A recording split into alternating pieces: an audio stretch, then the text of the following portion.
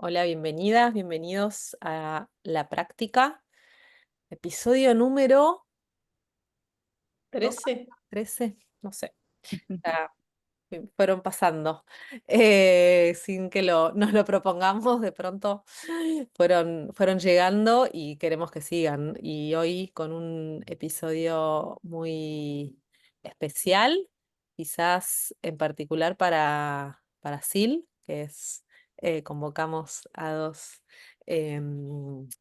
artistas de su disciplina, de una de sus disciplinas, que es el yoga, sus prácticas. Y como siempre, vamos a arrancar, primero agradeciéndoles, Julia y Adelmira, sus presencias aquí y pidiéndoles si quieren contarnos quiénes están siendo, quiénes van siendo hoy. La que quiera, arranca. Arrancó. Dale. Gracias, Julia. Gracias, chicas, por la invitación. Bueno, qué complejo en este momento de mi vida arrancar por esta pregunta que parece tan simple, pero que hoy en día está bastante puesta en jaque, precisamente por estar en un momento bastante bisagra de quien me venía nombrando y quien venía como considerándome a nivel creativo profesional y estar en un momento de transición, de muerte, de abismo, de bardo, de no saber muy bien hacia qué estoy yendo. Em, pero bueno, el yoga sin duda es una parte fundamental en mi vida espiritual, lo que me constituye como siento adulta o lo que me ha ido ayudando a transformarme en una mujer adulta. Em, y a eso se le ha ido uniendo con el tiempo el registro de mí como parte del mundo. Y ahí ha iniciado hace un par de años ya mi interés profundo por la ecología. Y de la ecología, una rama de la ecología que se llama precisamente ecología profunda y que se encuentra muy entrelazada con visiones espirituales muy antiguas y formas contemporáneas de nombrar. Y todo eso, como desde el yoga, lo que más me ha tocado, o que más tiempo me ha tocado, ha tenido que ver con el Hatha Yoga, que es el yoga que acá en Occidente entendemos como el que trae a la práctica más del cuerpo em, o de la materia. Y entonces, cómo estas miradas de la ecología se encuentran con lo somático, con lo experiencial bien encarnado. Y eso ha sido lo que en este tiempo especialmente me está convocando de una manera bastante misteriosa, esto que todavía no toma una forma como tal, que es cómo se encuentra la espiritualidad, estas formas encarnadas y vinculadas con la tierra, y, y bueno, mi vivir como adulta en un sistema que tiene ciertas reglas y que requiere de mí ciertas cosas también, y ahí lo creativo. Entonces, bueno, estoy como en un tiempo de tratar de conjugar todas estas cosas. Así que creo que esto es lo mejor que puedo ahora de presentación de mí misma y puedo pasarle la posta a Juli para que se presente yo también. Bueno, qué fascinante, qué genial, qué ganas de charlar con vos. Bueno, eso, muchísimas gracias, chicas, por la invitación. Y para mí, yo últimamente me encuentro rodeada de mujeres muy interesantes. El fin de semana pasado estuve con un grupo de como 50 juezas y mujeres de la justicia, como convocada para darles una clase de asana y meditación.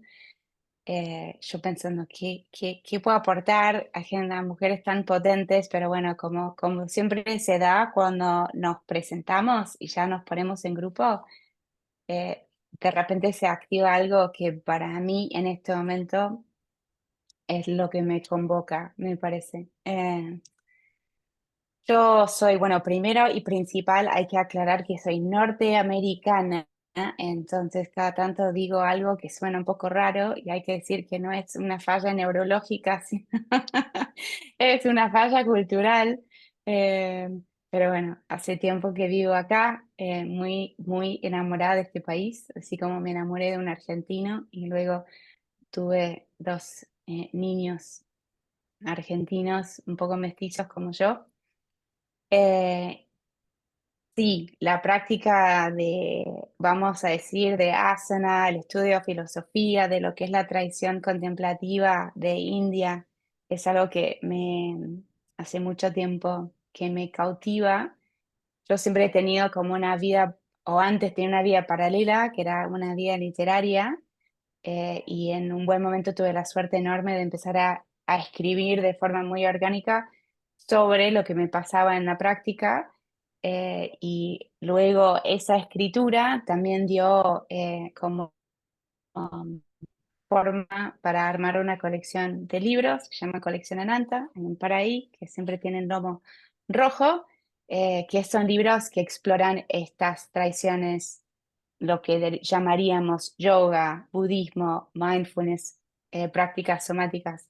Así que hace como casi unos 10 años que me dedico a practicar, a dar clases de asana, a dar clases de filosofía en torno a lo que es la práctica contemplativa y también ser editora, traductora y escritora en este mismo campo.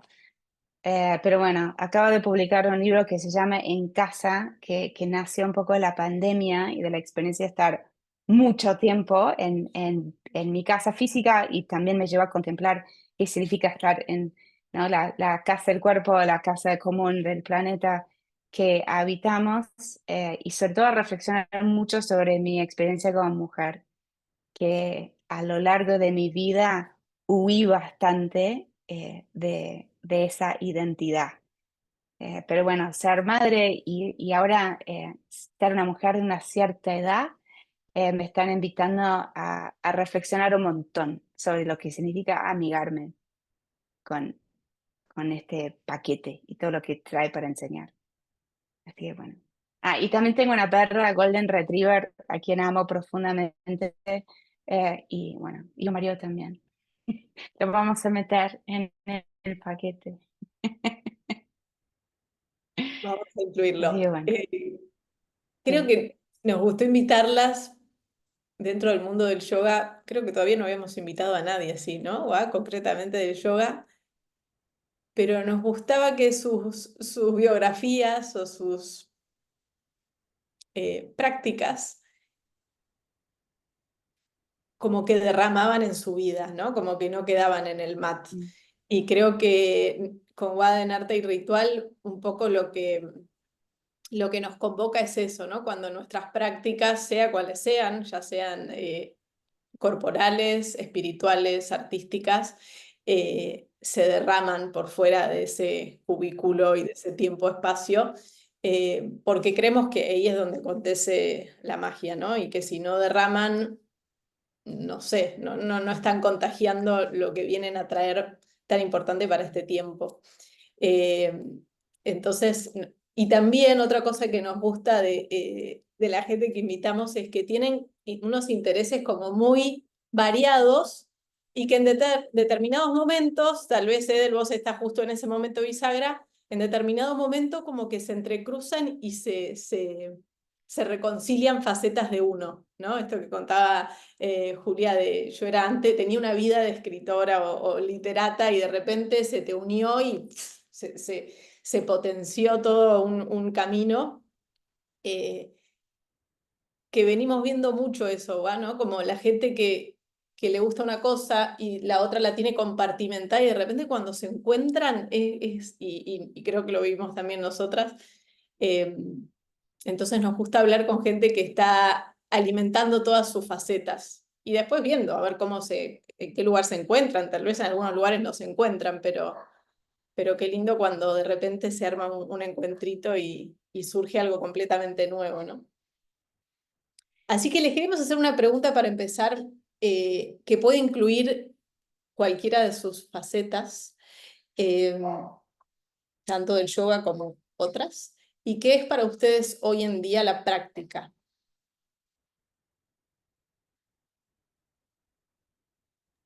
O incluso, perdón, agrego, lo pienso también como un verbo, ¿no? ¿Qué es practicar? como en Mm. acción.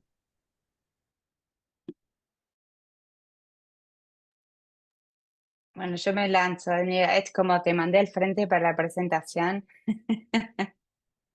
Eh, sí, yo creo que, o sea, esta es como, es la pregunta, ¿no?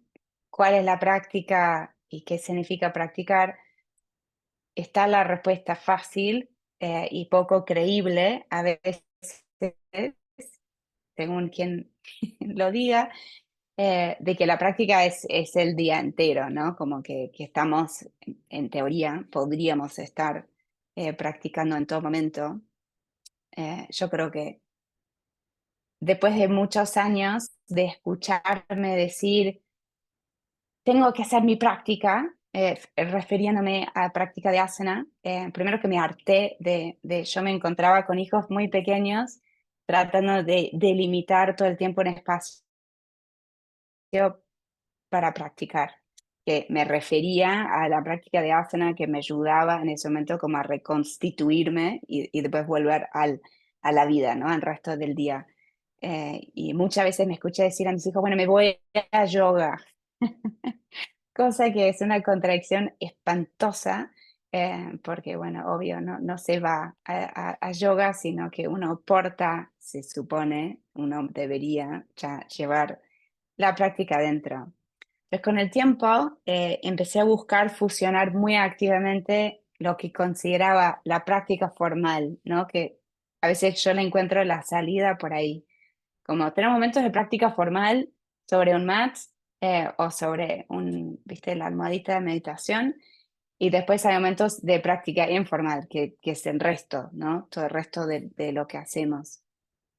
Y empecé a practicar en lugar de una escuela de yoga y donde yo pasaba mucho mi tiempo dando clases y con prácticas intensas y arduas, a practicar en mi casa y en lugar de buscar delimitar esa práctica de asana, de buscar que en realidad se derramara por todos lados y que los chicos están bienvenidos y a veces practicaba al lado de la olla que hervía y sobre todo la pandemia fue como una clase magistral en eso, de que no había más bordes ni límites, sino que si iba a practicar, iba a ser en este espacio.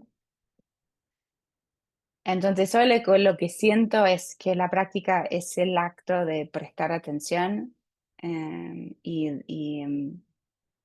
de una forma despierta y sin juicio. Que eso, donde más me cuesta es en lo vincular y donde más lo busca ejercitar. Pero bueno, ese es el reto mayor. Eh, pero bueno, la práctica de asana, la práctica de meditación siguen siendo para mí como laboratorios, vamos a decir, fáciles, para después veo cómo me va en esos ámbitos más desafiantes.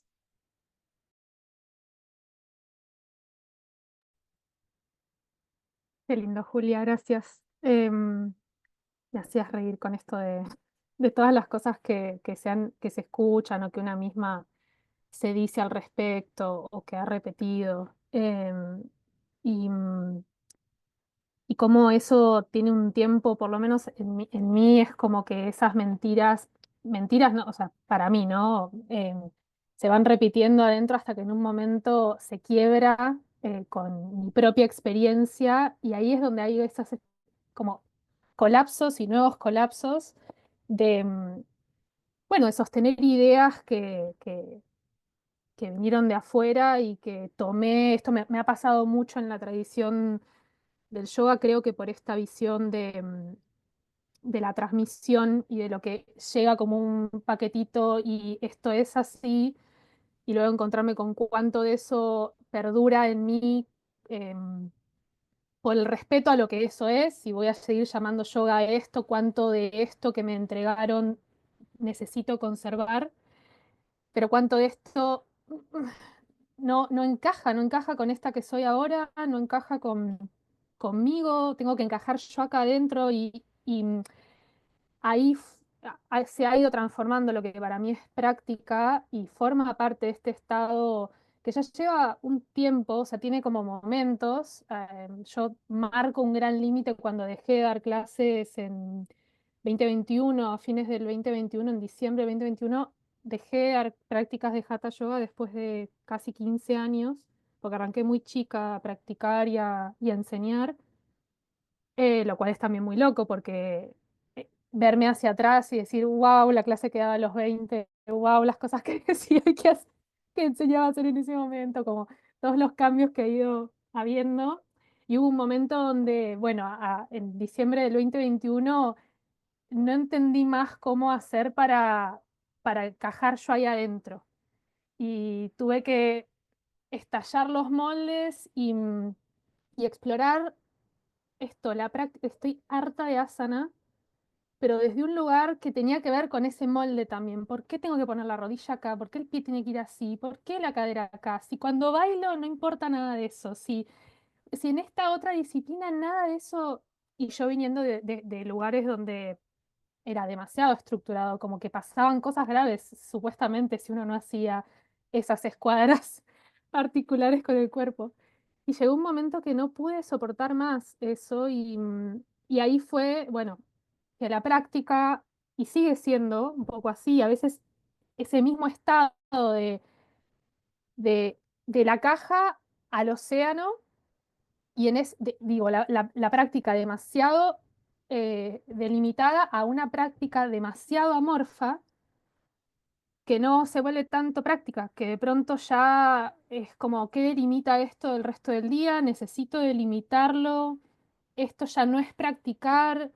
em, ¿Qué estoy buscando con la práctica? Porque de pronto yoga podría ser cualquier cosa. Si lo hago de determinada manera, con cierta actitud, puedo estar leyendo y puedo llamar eso yoga, puedo estar bailando y puedo llamar eso yoga. Esta cosa medio de llegar a los límites y relativizarlo tanto que de pronto se derrama su sentido y deja de, ya no sé dónde estoy y tengo que volver para atrás". Entonces hoy la práctica tiene un montón de formas. Una práctica que desde hace casi 2 años me viene como cobijando especialmente es la práctica específica de Yoga Nidra, como una forma de meditación puntual bueno, encuentro conmigo misma a otros niveles. La práctica de mindfulness y de meditación formal también. Y luego en lo que tiene que ver con lo somático, ahí sí estoy todavía buceando. Puede ser entregarme a 2 horas de danza desenfrenada y sin forma, a ponerme play a una práctica de alguna amiga de asana específica para irme encontrando y lo que haya en el medio, ¿no? Y pruebas de muchos tipos. Pero creo que lo que necesito de ese tiempo es algo, hoy en día es algo que en ese océano me vuelva a anclar como primero a mí, porque también tengo una actividad mental, o sea, soy bastante intensa a este nivel y muy intensa a nivel emocional, entonces necesito lugares donde uf, reunirme. Y en ese reunirme, o formas de reunirme. Y en ese reunirme, anclarme. Y hoy sí necesito que sea muy tierra ese anclaje. Entonces, cualquier cosa que vaya probando y que me ayude a eso y a sentirme parte de algo más grande, como que hay algo ahí muy importante para mí de recordarme que no estoy sola en este océano, que soy parte de ese océano, ese tinte que a mí es la parte que yo considero espiritual, ¿no? El recordarme que, como se dice en el budismo, intersoy, o que no estoy aisladita, sino que realmente soy parte de una red. Necesito que tenga este combo de cosas. Y hoy en día casi cualquier cosa que me lo proponga, yo la considero ese ratito práctica, digamos. Em, Me hicieron viajar por miles de lugares y del cuerpo mismo, pero pensaba, hace poco una compañera de un grupo escribió un libro que también fueron narraciones, que se llama Pájaro Raíz. Y pensaba esto de la práctica como esa raíz con alas, ¿no? Como, em, y esa tensión creativa entre la forma y lo abierto, ¿no? Entre el uno y el todo, ¿no? Como todo el tiempo esa fricción tan poderosa, ¿no? Que bueno, muchas veces es difícil de, ¿no? Como de atravesar hasta que ocurre y se prende la chispa. Pero no sé, Sil, si vos tenés ganas, porque la escuchaba a Edel y te escuchaba a vos en una etapa de tu vida. No sé si quieres compartir un poquito cortito de eso. Sí, no, me sentí reflejada, pasé por algo parecido de haber enseñado desde muy chica, haber entrado en el mundo del yoga desde muy chiquita y enseñado desde chica. em, y también me pasó de entrar como en un momento de crisis y que creo que dejar de enseñar me dio la distancia suficiente como para empezar a experimentar y a jugar, a investigar un poco más con mi cuerpo.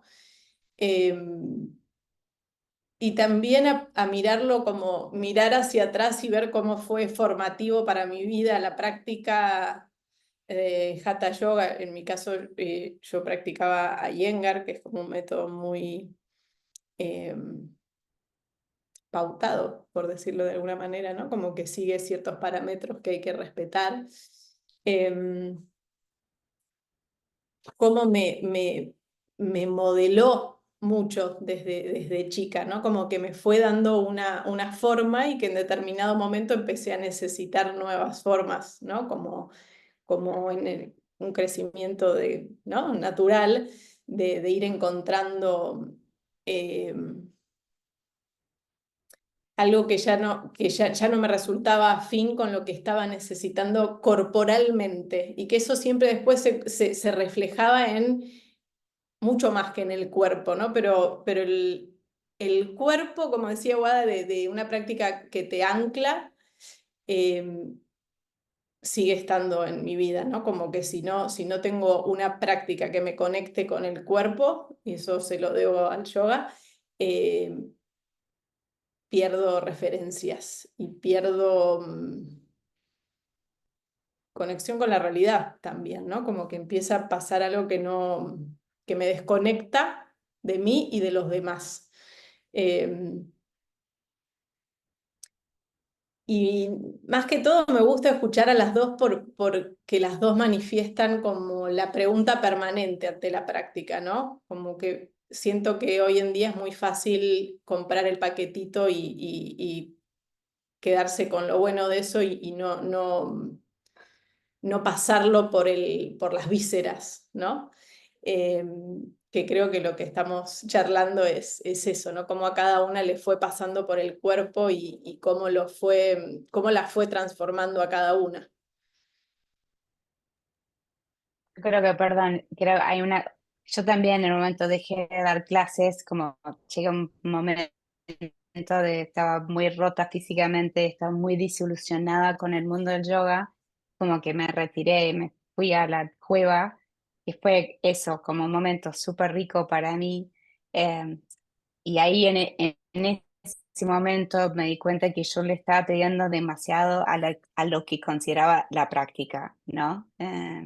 Y creo que eso también es como una falla bueno, una falla, pero es una tendencia que solemos tener y que yo necesitaba justamente ampliar un poco el abanico, pero no hacía falta abandonar lo que venía haciendo. O sea, eso fue como, también me sentí tentada de, bueno, eso no sirve, pero en mi caso yo tuve que sumar una práctica más, que es la práctica de meta con doble T, ¿no? De bondad amorosa, que para mí hoy, si me decís que tengo que elegir, eh, me quedo con esa, ¿no? De esta práctica budista de desear el bien a los demás y deseármelo a mí, porque al menos en mi caso es lo que me hacía falta. O sea, necesitaba aprender a practicar todo eh, con más amabilidad y hacia mí, hacia los demás, y eso me tiñó todas las otras prácticas Mm, de algo que no sabía conseguir.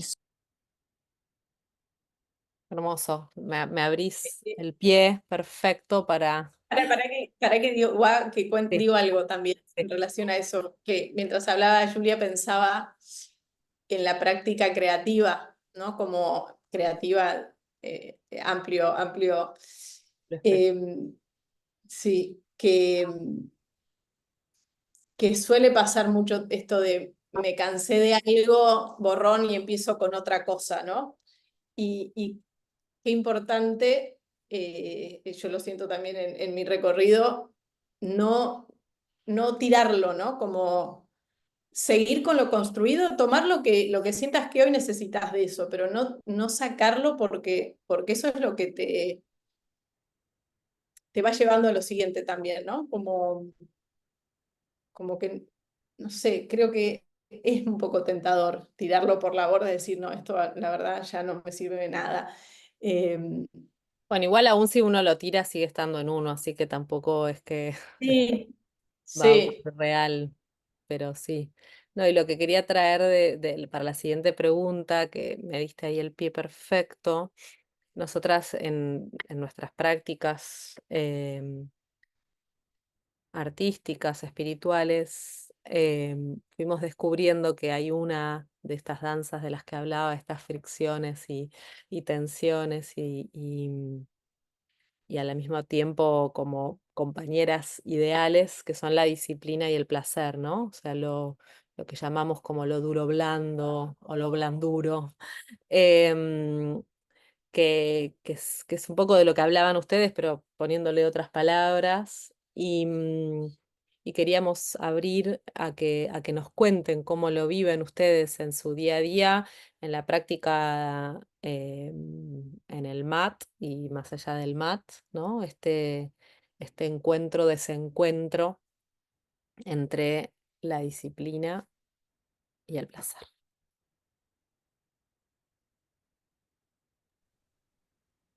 Bueno, em, la primera vez que escuché como esta invitación a explorarlo juntas fue a través de ustedes, chicas, de Guadaisil, porque para mí siempre fueron dos cosas que iban en carriles como, em, o sea, si hay, para mí la disciplina no podía estar ligada con el placer, o nunca lo había como considerado de esa manera, y creo que eso es siempre lo que ha hecho que en algún momento me quiebre, como que la disciplina hecha de esa manera tan rígida, que no tengo muy claro qué es lo que persigue si no va de la mano con el placer, eh, tal vez un perfeccionismo, no estoy muy segura como que era lo que iba de la mano con ese tipo de disciplina.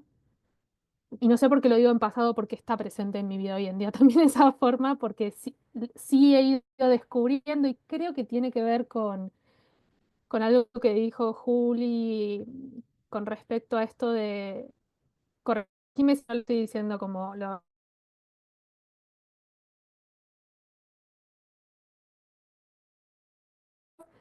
que tiene que ver conmigo también, y cuando te escuchaba dije, uy, cuánto resueno, que está ligado con lo del placer. Para mí también es una pregunta enorme, ¿qué es esto de sentir placer? ¿Qué es esto del placer para mí?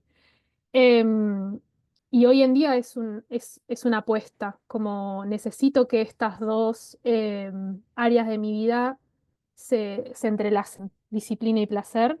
Creo que es bajándole un poco el volumen a la disciplina, no tanto como para diluirla y que desaparezca y que mi día se vuelva una cosa amorfa, que no logro concretar las cosas, que es un poco lo que me viene pasando últimamente. Em, pero subirle mucho el dimmer al placer desde la pregunta más fundamental de qué ocurre si no estoy sintiendo nada de placer. ¿Qué es placer? ¿Qué es, o sea, qué espero que sea placer? ¿Qué me tiene que pasar en el cuerpo para que en mí se sienta como placentero?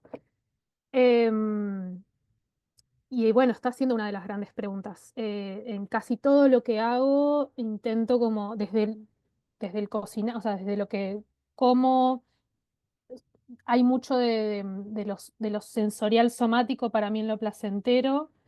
Hay otras formas de placer también.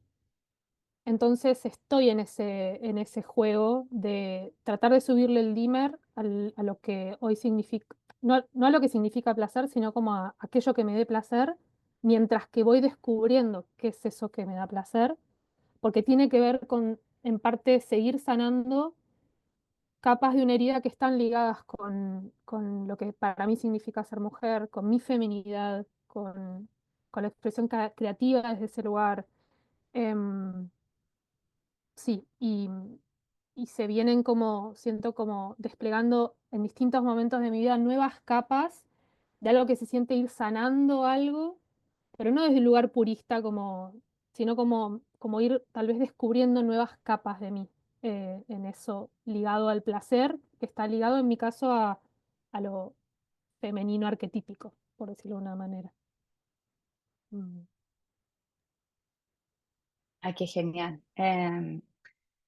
Sí, creo que, o sea, una de las cosas, una de mis grandes peleas con las tradiciones de la India, tanto yoga como budismo, según a veces se entienden, es esta idea de que la práctica trata de quemar impurezas, y que estamos como obrando para ser más puros y hacer más austeridades y más asana y prácticas más locas, para deshacernos del cuerpo, ¿no? Y trascender y flotar por ahí en lo que para mí es una visión, perdón por la polémica, súper masculina de, vamos a decir, de la iluminación, ¿no? Incorpórea, y eso, habiendo dominado este cuerpo blando. Y una cosa que me encuentro dando siempre el mismo taller últimamente, que es sobre el cuerpo alquímico del Hatha Yogi, y que en realidad esta visión del cuerpo como puerta de entrada a la divinidad o a lo sagrado o al placer, hasta me parece que podríamos decir, sobre todo en el budismo, ¿no? Que está este concepto de como el placer infinito de la iluminación, y cómo podemos dejar caer esa vieja mirada anticuerpo, y me parece en definitiva anticuerpo blando, femenino. Y yo, uno de mis grandes maestros, Robert Tarman, budista norteamericano, habla de que la idea de la vacuidad en el budismo, shunyata, que en realidad esa palabra que significa vientre, y que es como él habla de karuna como el vientre de la compasión.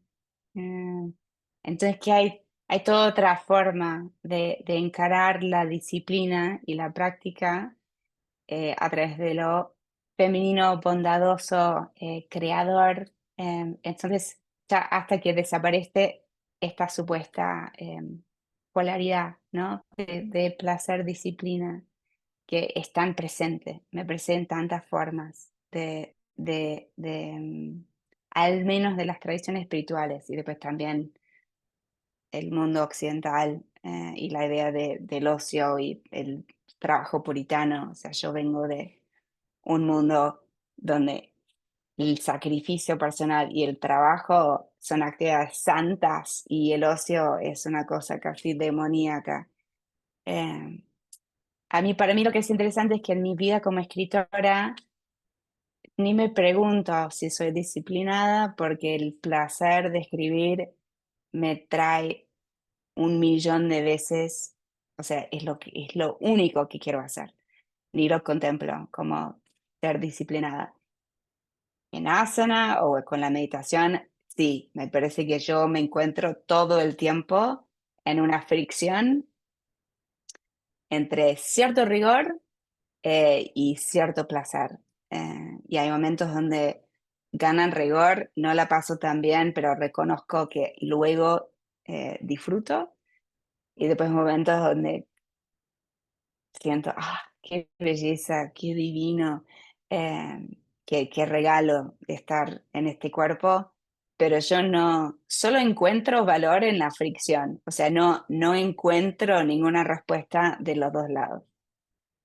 Y habiendo dejado la práctica de estar en la sala y practicar en casa, es mucho más fácil para mí ser amorfa. Y bueno, corto acá, me pongo a cocinar, gocemos. Y si estoy en la sala, pecar de ser muy marcial y muy exigente. Pero bueno, el lugar intermedio para mí es donde está el sabor. Julia, me recordás una frase de tu libro que me la anoté porque con Wada creo que es uno de nuestros mantras, sin haber escuchado esta frase, pero que te dijo, escribiste que te lo contó una académica anciana que daba las clases con ojos cerrados, que decía, permite que la ambigüedad perdure, ¿no? Como creo que eso nos lo deberíamos tatuar porque de alguna manera estamos todo el tiempo, ¿no? Bueno, a ver, ¿qué soy? Más disciplinada, como ambigüedad, o sea, un poquito de cada cosa, hay veces que nos sale más fácil una, a veces más fácil otra,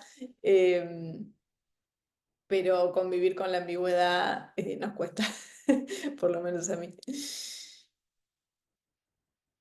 Y chicas, otra pregunta les vamos a hacer que con Wada nos preguntábamos cómo la viven, que es el vínculo, cómo es este vaivén entre sus prácticas de yoga eh, con sus prácticas creativas, entiéndanlas como quieran, puede ser de escritura, de cocina, de crianza, de vínculos. Yo quería, perdón, agrego a Edel en particular, preguntarte acá, en esta pregunta, si querés contarnos cómo, cómo llegaste, que un poco lo contaste, pero ahora más específico, de tu práctica del yoga a, por ejemplo, el modo en que tratas la basura, o digamos, como ir de algo como más grande del cuerpo a de pronto otras corporalidades que nos acompañan en el día a día y cómo conviven, cómo se entrelazan.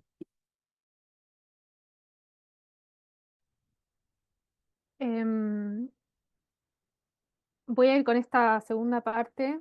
Em, yo creo que mi puerta de entrada a, a este darme cuenta o como ir ampliando el foco sin querer hacia algo que se extendiera más allá de mí, y que eso me fue llevando a distintas escalas, como en un momento obsesionarme en algún sentido con la basura que veía afuera y luego darme cuenta que estaba totalmente ligada a la que yo misma generaba y otras exploraciones, fue precisamente la práctica. Yo no me di cuenta hasta que fue evidente em, que esa forma de práctica que se sentía muy física en un sentido como que asana especialmente y con muy poco espacio tal vez de una meditación más formal, como que el tiempo de práctica de Hatha Yoga que hacía era bastante asana, pero había algo de la calidad de la atención que fue como evolucionando, madurando, que hizo que esa atención se volviera esto más permeable a mirar el mundo de otra manera y que de pronto hay cualidades que siento que fueron solitas como creciendo en mí y me fui dando cuenta de que ir caminando por la playa, porque a mí me pasa viviendo acá en la costa de la provincia de Buenos Aires, en Argentina, encontrarme con unas cantidades de basura descomunales. Y lo que me di cuenta fue que cambió mi forma de vincularme con eso. En principio y durante toda mi vida fue el quejarme, el verlo ahí y siempre estar como intuyendo que eso tenía que ver con alguien más que conmigo. Y hubo un evento en particular que fue el encuentro con una parejita de hermanas que estaban como yo en la playa un día de noviembre hace varios años y ellas se pusieron a juntar lo que yo creía que eran caracoles, pero veía que ellas iban con una actitud muy regular a un tacho de basura. Entonces digo, no sé si son caracoles los que ellas están juntando. y en un momento yo me estaba por ir de la playa por juntar mi pareo, mi mate, y había estado ese día quejándome muy enfáticamente de lo sucia que estaba la playa, y cuando me estoy por ir se acercan estas dos nenas y me dicen, te queríamos pedir que te fijes de no estar dejando nada en la playa. No le pedimos a la gente que junte basura como nosotras. Tenían eh, 7 años y 11 años. Pero sí les pedimos que no se olviden nada. Y me sorprendió por completo o sea, esto que las chicas estaban haciendo, que no era juntar caracoles, sino que era juntar basura como si fuera un juego para ellas. Estaban recogiendo la misma basura de la que yo me estaba quejando. Y eso me hizo como cambiar por completo mi percepción de cómo era mi vínculo con esa situación y lo que empecé a practicar fue en ese día cuando me fui para mi casa caminando, voy a empezar a hacer lo que estas dos nenas, Zoe y Hannah. Em, y cada vez que fui a la playa hice la misma práctica, o sea, esa se volvió mi práctica durante un tiempo de recoger lo que entrara en una bolsita de basura, o sea, en realidad una bolsa plástica que yo me encontraba muchas en las caminatas, entonces tomaba cualquiera de las que me encontraba en la arena y la práctica era llenarla y registrar qué me pasaba en esa recoger.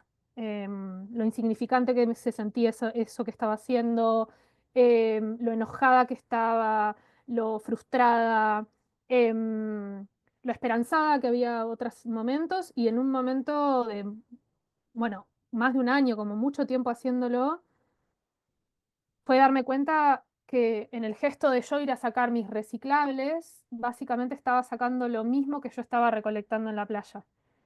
Entonces fue como, ¿cómo puedo seguir diciendo, pensando que esa basura que saco no es mía? O sea, yo no la puse ahí, no llegó directamente por mí, pero es muy fácil que esta también sea mi basura.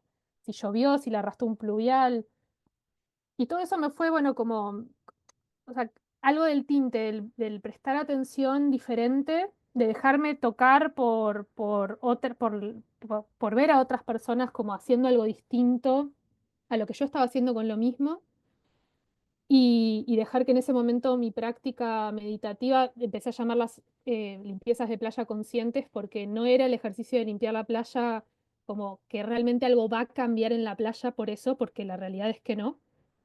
O sea, es inmenso el problema, no va a cambiar porque una, dos, tres, 10 ni 10.000 personas nos pongamos a juntar la basura de la playa, pero fue un cambio total en mi vida eh, hacerlo de esa manera, dejarme tocar por la basura de la playa para que eso después tocara la basura que yo generaba, mis hábitos de consumo, y eso se volviera parte de mi exploración por un tiempo largo. Em, Esto fue solo una parte, después ya no me acuerdo cuál era la pregunta que había dicho, sí, pero voy a dejar acá No, no que importa, le era dejo como, quería espacio. por ahí la pregunta que era como más amplia y vaga, Ujú. por ahí enfocarla en vos, Edel, en eso, y a vos, Julia, por ahí me interesaba preguntarte en relación en concreto a la práctica de la escritura, que un poquito contaste recién, pero en el día a día, ¿no? En las horas de la agenda, cómo se encuentran, cómo aparece la palabra em, bueno, cómo conviven, ¿no? Ese cuerpo, o sea, que se despliega y que se fortalece y que se flexibiliza, y ese cuerpo que se entrega también, no sé si escribirás a mano o en compu, pero igual es la mano, es el cuerpo, ¿no? Cómo se encuentran esos cuerpos. Una muy buena pregunta, creo que voy a dar respuestas muy insatisfactorias. Es un poco como contestar, la pregunta un poco es como recolectar la basura de la playa, como algo necesario e imposible. Yo en realidad siento que siempre estoy escribiendo en todo momento, como que la parte de mí que escribe está siempre activa. Y eso es así desde que soy muy chica. O sea, suena un poco grandilocuente, pero empecé a escribir poesía a los 6 años porque descubrí que existía y sentí que había descubierto oro, magia. Entonces, me pasa que cuando estoy practicando, descanso de escribir en un punto, como que me callo un poco que es muy necesario y a la vez, ahora, y esto solo lo confieso acá, a veces dejo un cuaderno abierto al lado del mat, porque también en ese silencio, vamos a decir quizás más profundo, se me aparecen muchas ideas, pero ideas que ocurren vamos a decir, lugares más subterráneos. Que para mí, si la práctica, vamos a decir, de asana mayormente trata de pasar de forma en forma, para mí la escritura pasa de abandonar forma tras forma. O sea, esa es mi experiencia. Eh, pero ahí en el medio, a veces, como sumando forma y abandonar la forma se conjugan. Y me aparecen cosas a veces muy ricas. Yo quisiera siempre estar sentada en mi escritorio. Eh, por suerte, tengo una familia, está la perra, hay que cocinar, está la idea del mat, son cosas y creo que, ya no me acuerdo quién lo dijo, si fuiste, creo que fuiste vos, Sil, que tengo que venir a mi cuerpo también, Elmira, de una cuestión de reunirme. Si no, yo sería una de esas personas que deambula por la calle con todo despeinada, sin idea del día que es. O sea, si estamos en primavera, otoño, Navidad, viajo muy fácilmente muy lejos. Eh, entonces, eso. Creo que la práctica física es una oportunidad para aterrizar y recordar dónde estoy, pero la práctica de la escritura es donde vivo todo el tiempo. Julia, ¿y cómo es vivir en una práctica en la que sos en un lugar extranjera? O sea, escribir en otra lengua que no es la materna. Creo que es un lugar de absoluta libertad. O sea, creo que me pasa muy seguido, sobre todo muchas veces para todo lo que escribo para redes sociales, lo escribo en castellano. Para los libros, muchas veces escribo en una suerte de borrador en inglés y después lo vuelvo a trabajar. Y no es una traducción, es como una reescritura. Hay cosas que cambian muchísimo, en registro cambia, el público cambia. Y en ese momento lo que descubro es que me libero. Y como todo lo heredado se cae. Entonces, es como otra capacidad para ser quien soy. Y hay un ensayo del libro nuevo que relata un sueño que yo tuve, que yo estaba dando un discurso en el sueño. Cuando se publicó en la práctica empecé a tener sueños de que yo estaba dando discursos en situaciones súper incómodas y no andaba el micrófono y como que estaba yo como mucho más bajita que el público o que no veía el público. Eh, y en uno de esos sueños, y pero igual me animaba a dar el discurso igual. Y en uno de los discursos, que los públicos eran siempre puras mujeres, una mujer me preguntó cómo era escribir en español y mi respuesta en el sueño, y les juro que esto fue así, dije que escribir en español era como crear una escultura con el aire. Eh, y así que bueno, esa es mi respuesta. Qué genial el sueño metido en el escrito y en el discurso todo entreverado. A mí me pasa que cuando leo en inglés soy menos prejuiciosa de lo que leo. O sea que se ve que hay algo ahí, ¿no? De los mandatos, ¿no? Como que algo se libera ahí Está bueno.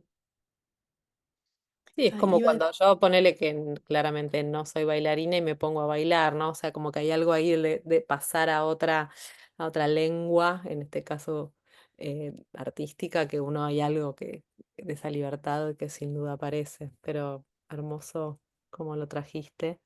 Em, si les querés preguntar esta pregunta que nos inquieta y nos interesa. ¿Cuál? No sé. Ah, la de las distracciones. Ah, ¿cómo viven algo que es inherente de nuestras prácticas? No me cabe duda de que la de ustedes también, que son las distracciones, las pausas, los desvíos, cómo los transitan.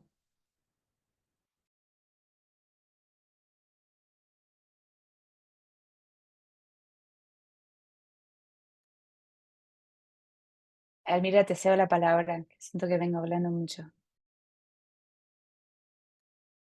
Yo estaba rogando que hablaras vos.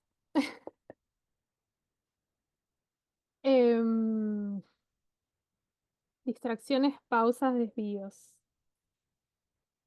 Yo creo que me estaba pensando en esos escenarios y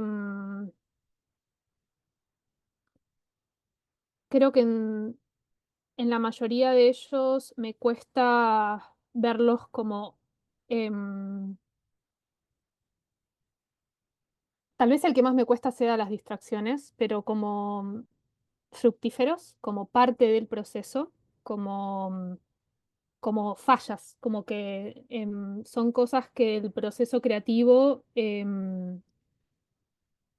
hay una tendencia a sentir que hay algo que no está bien, que hay algo que generalmente ese no está bien tiene que ver conmigo, con que hay algo que yo no estoy haciendo bien, entonces caí en una distracción, entonces entré en una pausa, entré en un desvío.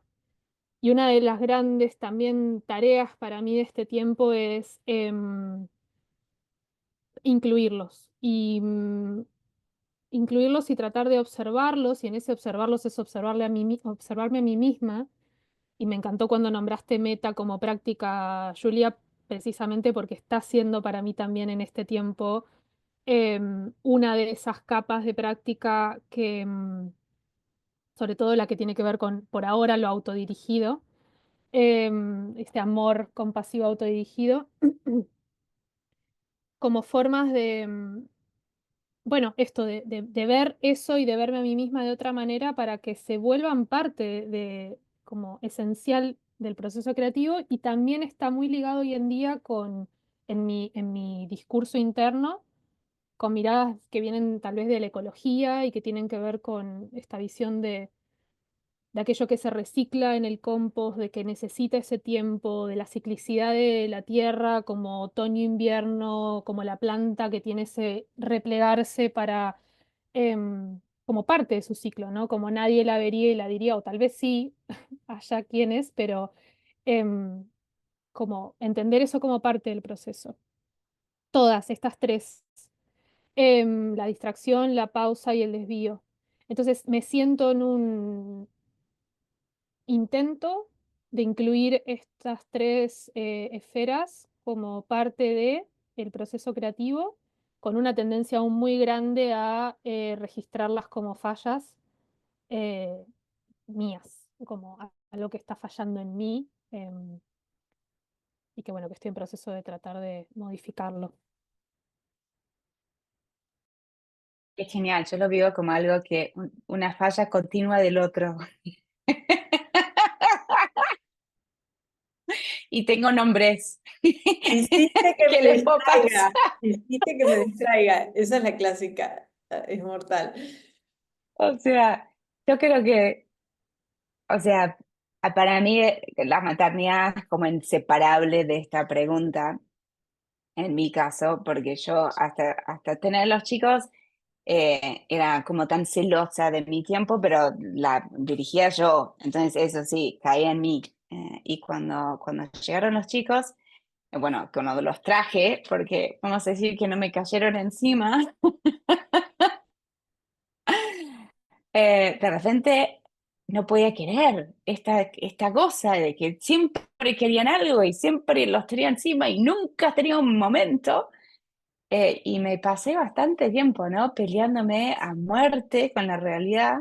eh, y obviamente muy enamorada y muy fascinada, pero como alguien enamorado de prácticas, ¿no? De distintas prácticas de escritura, de asana, de la soledad, ¿no? De la contemplación, de mirar por la ventana, de que nadie me hable.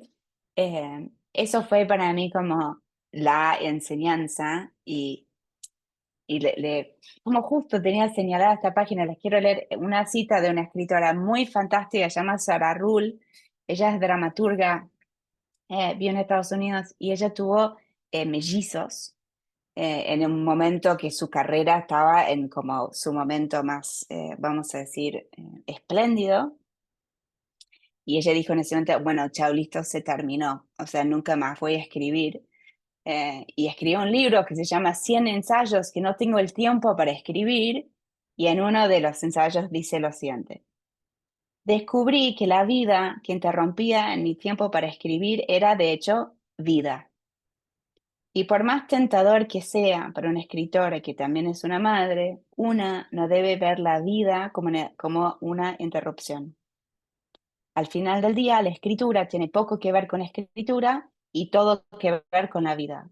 Y la vida, en definitiva, no es una interrupción. Así que para mí esa fue la lección, ¿no? De dejar de estar todo el tiempo pensando cómo recorto todo para llegar a lo mío. Estos otros que me joden, que me sacan el tiempo para practicar y me sacan el tiempo para escribir y para simplemente pensar en mis propias ideas. Y eso, volcarme a todas esas distracciones con meta, ¿no? Con amor, con karuna, con maitri, con habitar más en los inconmensurables y menos en mi propio deseo.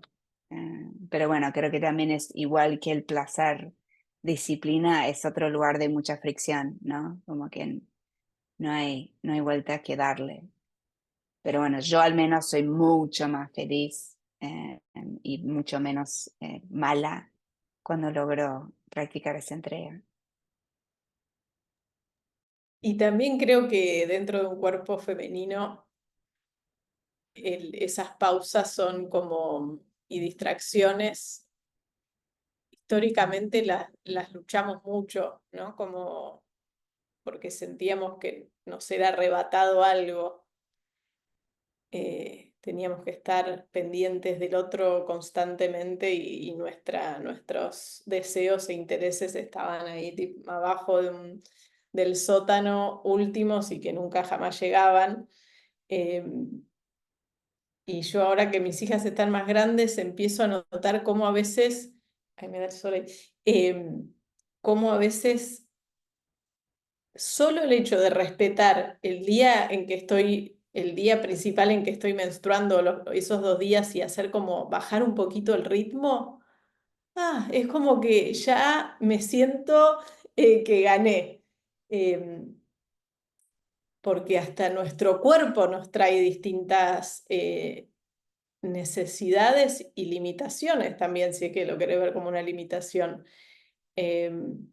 Entonces eso de la pausa también puede ser bastante subjetivo, ¿no? Como simplemente es un momento más de todo ese ciclo que va rotando y que a veces es súper productivo y que a veces es cualquier cosa menos productivo, ¿no?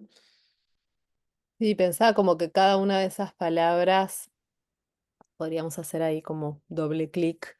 Hace poco leía un libro que hablaba del crítico interno y cómo a veces ciertos desvíos por muchas veces causas externas, porque alguien te dice no, no, tipo esto no, y entonces, bueno, tenés que probar otra cosa, ¿no? Esos momentos de la vida como desvío de pronto son tan habilitadores, ¿no?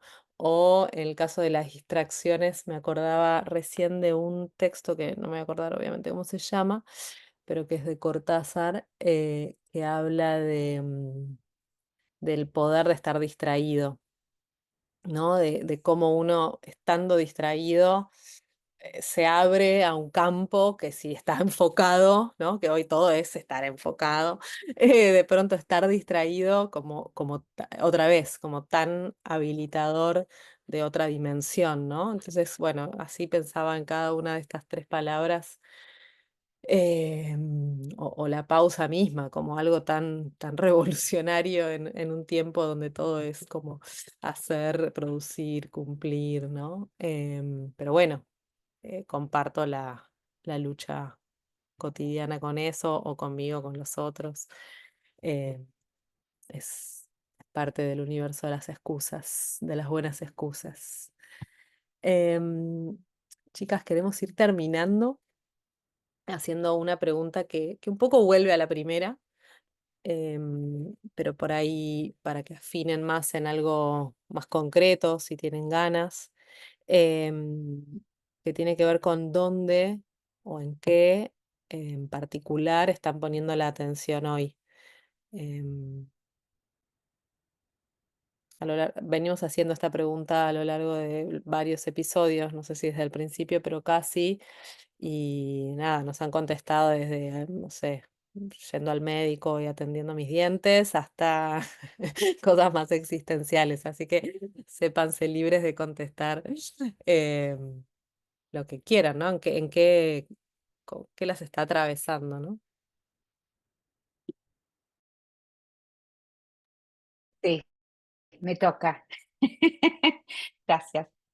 Mira, después de estar muy puertas para adentro durante muchos años, escribiendo, traduciendo, editando libros, practicando en casa, para mí la pandemia me sentí muy exigida como madre y realmente entendí que en ese momento era mi actividad principal. Ahora estoy muy puertas para afuera y disfrutándolo un montón. Mis hijos están más grandes y también de repente como me encontré en una casa que medio que retumba, porque o no están o están en sus cuartos y no están encerrados, enojados, están en otra. Y yo de repente, como la que siempre se enojó de que me dejen en paz, los empecé a ir a buscar, como chicos, acompáñenme. Y me di cuenta que tenía más tiempo y que tenía un montón de energía y que tenía muchas ganas de estar como afuera. Así que bueno, yo estoy muy fascinada volviendo a dar clases en salas, clase Mysore, que soy Ashtangi, de viajar bastante. Y también estoy dando clases en una facultad para extranjeros acá de escritura, como que estoy, eso, buscando compartir más que quizás atesorar, a lo mejor es lo que venía haciendo durante mucho tiempo. Así que bueno, eso, suelta, fuera, muy, muy enganchada. Qué buen momento, repartiendo los frutos. Me encanta el complemento que estamos haciendo con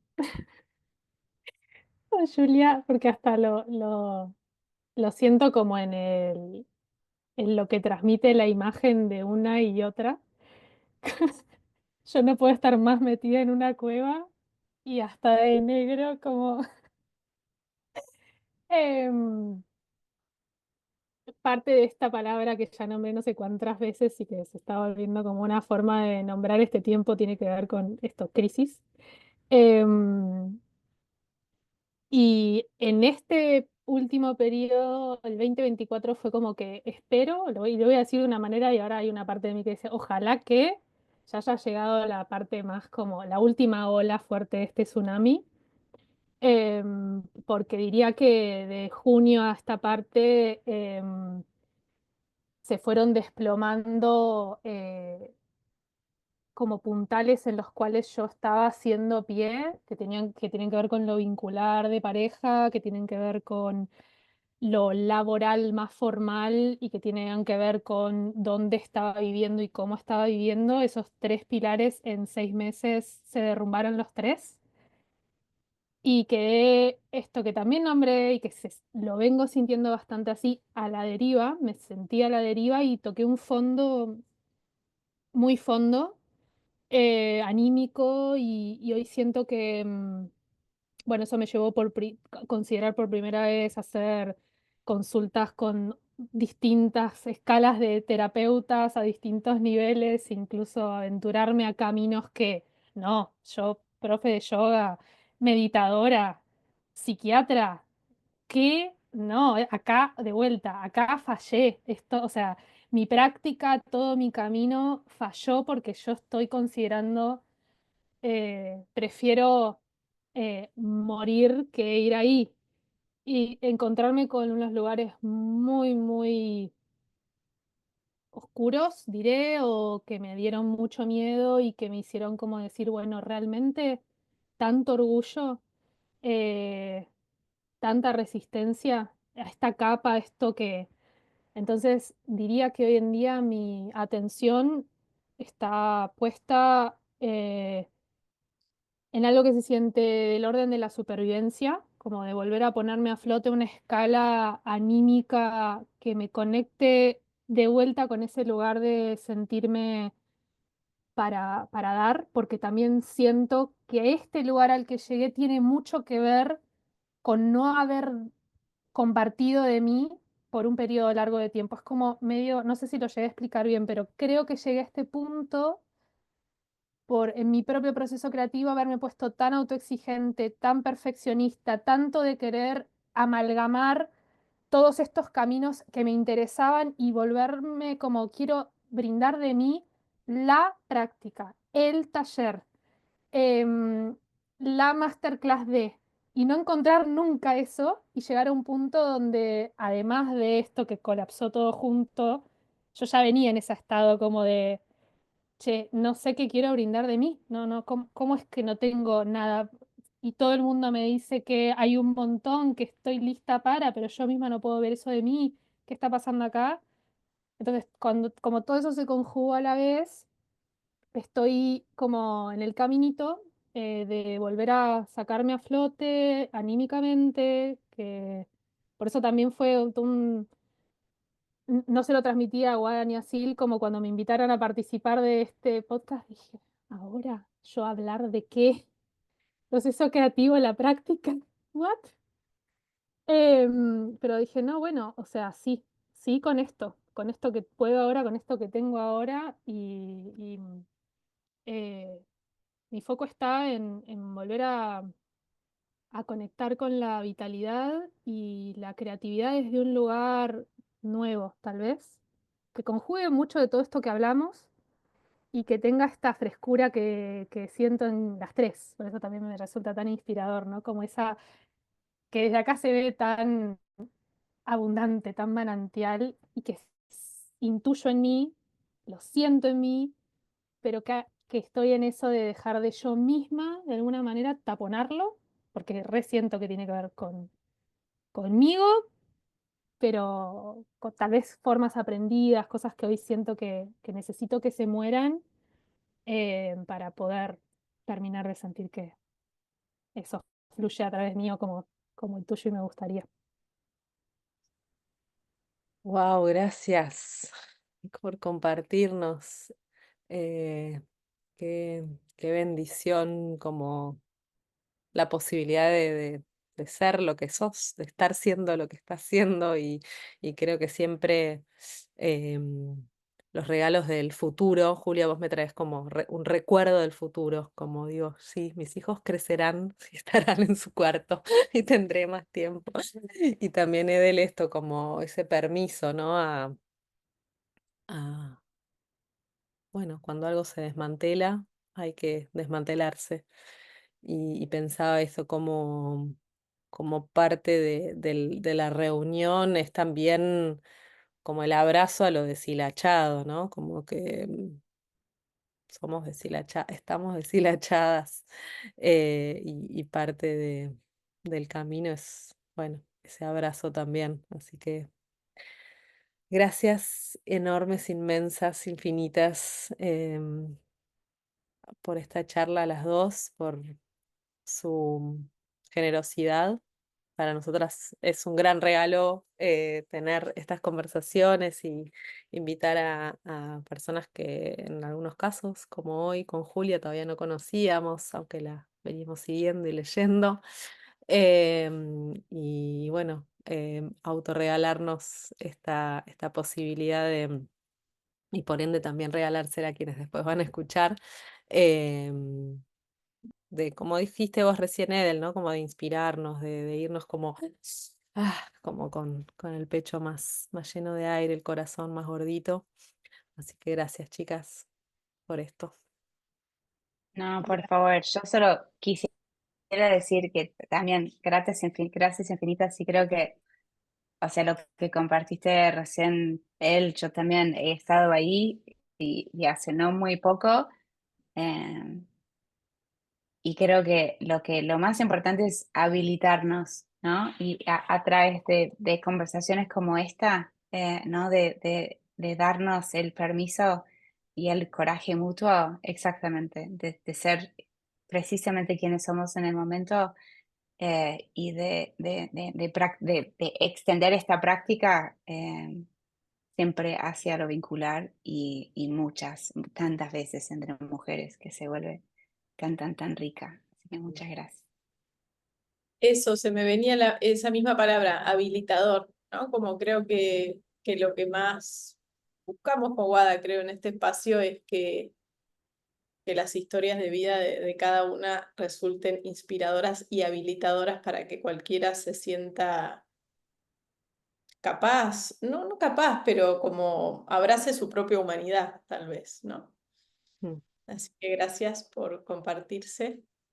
Un placer escucharlas. Chicas, un lujo. Gracias. Bueno, ojalá hasta pronto. Eso.